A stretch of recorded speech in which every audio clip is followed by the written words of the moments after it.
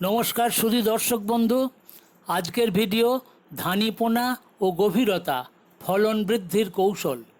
এই ভিডিওতে আমরা আলোচনা করব নার্সারি পুকুরে জলের গভীরতাকে কিভাবে ম্যানেজমেন্ট করে ধানি পোনার ফলন বাড়ানো যায়। অনেক মাছ চাষি নার্সারি পুকুরে স্পঞ্জ স্টক করে থাকেন জলের গভীরতা 1.5 মিটার বা তারও বেশি রেখে।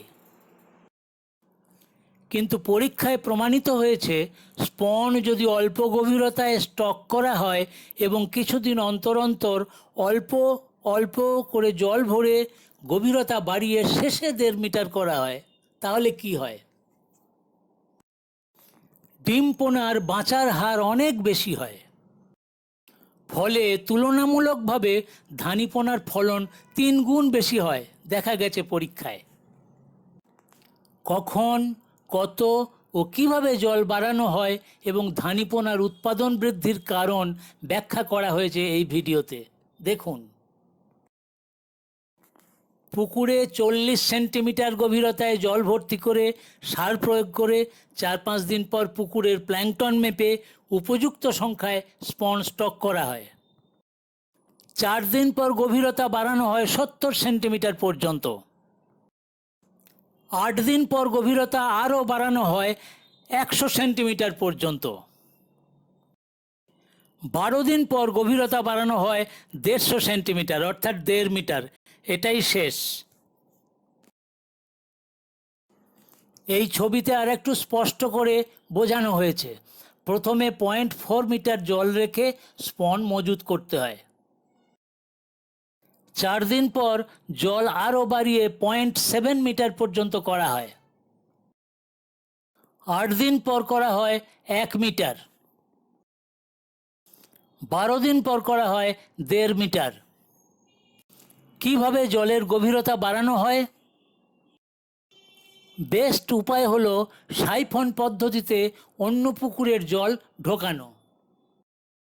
তবে সাইফন পাইপের মুখে নাইলন বোল্টিং কাপড়ের হাপা বাঁধা অত্যন্ত জরুরি। এর ফলে কেবলমাত্র রটিফার ও অতি ক্ষুদ্র নপ্লিয়াস পাস করতে পারে, যা ডিমপোনা খেতে সক্ষম। পোকামাকড় বা অন্যান্য ছোট মাছও তাদের ডিমপোনা গলে যেতে পারে না। এখানে দেখুন সাইফন করে পাশের পুকুর থেকে নার্সারি পুকুরে কিভাবে জল ভর্তি করা হচ্ছে, আর নাইলন বোল্টিং কাপড়ের হাপা বেঁধে জল ছেঁকে নেওয়া হচ্ছে।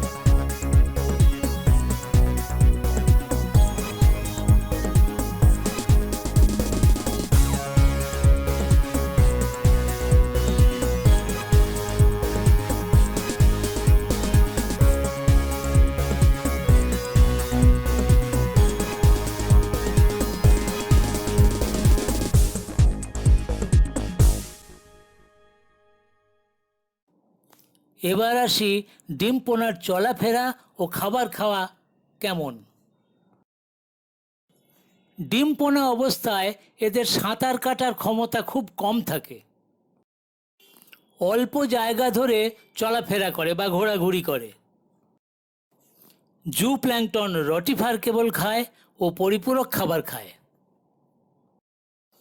জলের ওপরে ভাসিয়ে দেওয়া মিহি পাউডার পরিপূরক খাবার এরা খেতে পারে। এবার আসি জলের গভীরতা ও ডিম পোনার বাঁচা মরার সম্পর্কটা কী।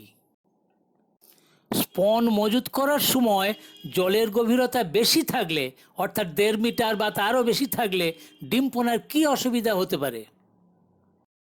নিচের দিকে যে ডিম পোনা থাকে তাদের ওপরে উঠে ভাসমান খাবার খেতে বেশি শক্তি খরচ হয়। অনেক দুর্বল ডিম পোনা ওপরের স্তরে উঠতেই পারে না, ফলে মৃত্যুর হার বেশি হয়। স্পন মজুতের সময় জলের গভীরতা যদি কম থাকে তাহলে ডিম পোনার কী কী সুবিধা হয়। পুকুরের সব ডিম পোনাই সহজেই ভাসমান খাবার খেতে পারে, অর্থাৎ তাদের বেশি শক্তি খরচ করতে হয় না। অনেক দুর্বল ডিম পোনাও তাদের খাবারের চাহিদা মেটাতে পারে, ফলে ডিম পোনার মৃত্যুর হার হয় খুব কম।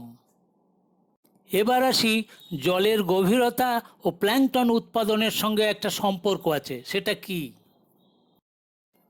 অল্প গভীরতায় ডিম পোনার অনুপযোগী বড় প্ল্যাঙ্কটন যেমন সাইক্লপস, ময়না, ড্যাফনিয়া দ্রুত বিস্তার লাভ করতে পারে না। কয়েকদিন অন্তর এইভাবে জলের লেভেল বাড়ালে পুকুরে ডিম পোনার অত্যাবশ্যক প্রাকৃতিক খাদ্য রটিফারের সংখ্যাও দ্রুত বৃদ্ধি পায়। জলের লেভেল এইভাবে ধীরে ধীরে বাড়ালে কী সুবিধা হয়।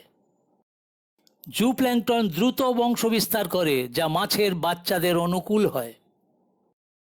8 থেকে 12 দিনে যখন জলের গভীরতা বাড়িয়ে 1 থেকে 1.5 মিটার করা হয়, তখন ডিম পোনাগুলিও সাইজে বেশ খানিকটা বড় ও শক্তিশালী হয়।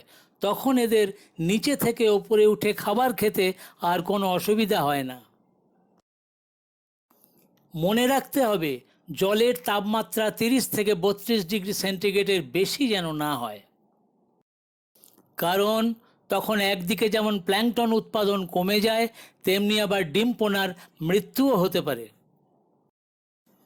এই পদ্ধতি শীতকালে ও বর্ষার ঠান্ডা আবহাওয়ায় খুবই উপযোগী। ভিডিওটি ভালো লাগলে সাবস্ক্রাইব করতে ভুলবেন না।